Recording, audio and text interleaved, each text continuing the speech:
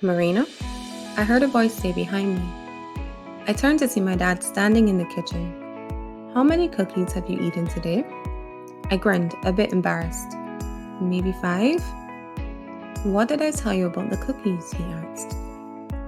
I'm only allowed 1 cookie a day, I said, putting back the cookies and climbing down from the chair I used to grab them. My dad put his hand on that spot above his nose and between his eyes and sighed. He always did this when he was thinking a lot or stressed. How have you already eaten 5 cookies? He asked. They're really, really yummy. I couldn't help myself, I replied. My dad poured 2 glasses of water and invited me to sit at the dinner table. What do you think will happen if you keep eating cookies all day? I paused to think for a moment. I heard my cousin say, you are what you eat, but he hasn't turned into a pizza yet. So I guess that isn't true. Nothing, I guess, I said in reply. Cookies look great and they taste good, but they really aren't healthy.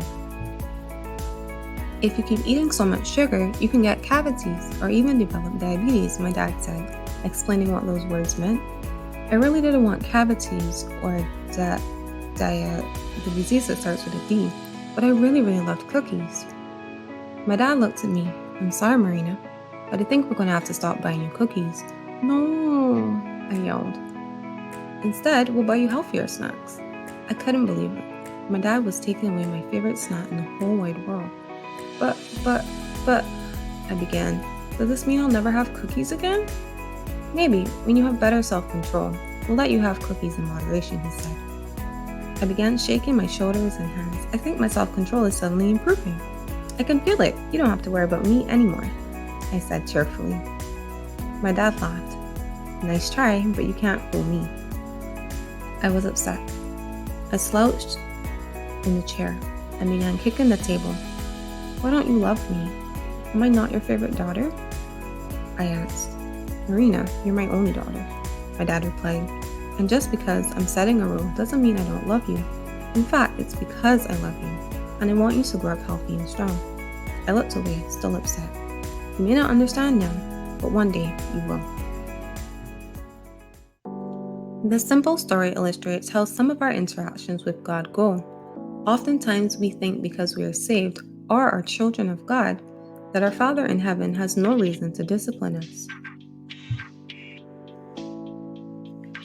Proverbs 3:11-12 reads, My child, don't reject the Lord's discipline, and don't be upset when He corrects you, for the Lord corrects those He loves, just as a father corrects a child in whom He delights. After becoming a Christian, the process of sanctification begins, with the goal being to look more like Christ. And here's where God's discipline comes in, which can take many forms. God can ask us to give up things, relationships, or lifestyles for a period of time, or indefinitely. Additionally, He may say no or not no to our requests. These things can seem really difficult to face. They may seem controlling, restrictive, or just too demanding. Hebrews 12:10-13 reads, For our earthly fathers disciplined us for a few years doing the best they knew how. But God's discipline is always good for us, so that we might share in His holiness. No discipline is enjoyable while it is happening. It's painful, but afterward, there will be a peaceful harvest of right living for those who are trained in this way. Discipline is never enjoyable, but undergoing it brings rewards. Think of an Olympic athlete who trains for years. They give up their time, monitor what they eat, and submit themselves to strict training in their discipline. 1 Corinthians 9:24-25 reads, Don't you realize that in a race, everyone runs, but only one person gets the prize?